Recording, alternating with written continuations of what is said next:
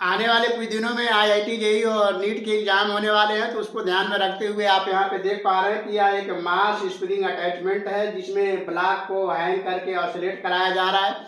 इस प्रकार block simple harmonic motion में है और इस प्रकार ब्लॉक का जो एक्सेलरेशन है वो a=-10 x मीटर पर सेकेंड स्क्वायर से रिप्रेजेंट किया गया है, जहां पर x डिस्प्लेसमेंट है और a एक्सेलरेशन है। ऐसे में ब्लॉक का ऑसिलेशन का टाइम पीरियड बताना है। तो हम जानते हैं कि सिंपल हार्मोनिक मोशन में जो ब्लॉक होता है या जो ऑब्जेक्ट होता है उसका एक्सेलरेशन का इक्वेशन a=-ω² होता है। इस प्रकार एक्सेलरेशन -10x को a=-ω² से कंपेयर करेंगे तो ω² की जो वैल्यू आएगा वो 10 के बराबर होगा। इस प्रकार ओमेगा की वैल्यू हम यहाँ से निकालेंगे, √10 के बराबर होगा।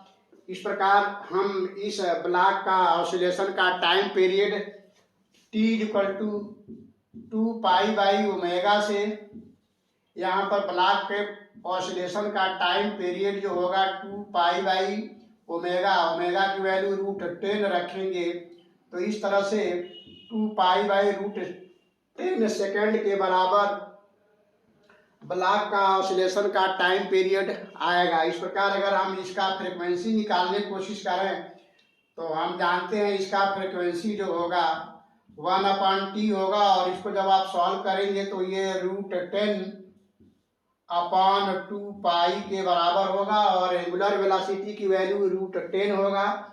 तो इस प्रकार ऐसे प्रश्नों का जवाब आप इस तरह से दे सकते हैं। अब आप देख पा रहे हैं कि यह एक एक्सेलरेशन डिस्प्लेसमेंट रिलेशन है। ऐसे में एक्सेलरेशन को हम -ω² से रिप्रेजेंट कर सकते हैं, जो कि एक डिफरेंशियल इक्वेशन है।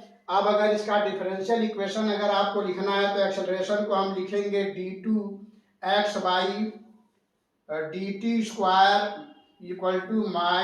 -ω²x। अब इसको आप ऐसे भी लिख सकते हैं d2x/dt² +ω²x 0 और यह डिफरेंशियल इक्वेशन है एसएचएम का। और इस प्रकार कोई भी ब्लॉक अगर सिंपल हार्मोनिक मोशन में होता है तो उसका डिफरेंशियल इक्वेशन हम इस तरह से रिप्रेजेंट करते हैं और इसके डिफरेंशियल इक्वेशन का यदि हम सॉल्यूशन बनाएं तो यहाँ से x की वैल्यू जो होगा a sin ω_t ±φ के बराबर आएगा, या x = a cos ω_t ±φ के बराबर आएगा। तो इस तरह से आप डिफरेंशियल इक्वेशन का सॉल्यूशन इस तरह से प्राप्त कर सकते हैं, जहां पर x डिस्प्लेसमेंट है और a ऑसिलेशन का एम्पलीट्यूड है और ओमेगा एंगुलर वेलोसिटी या एंगुलर फ्रीक्वेंसी है। तो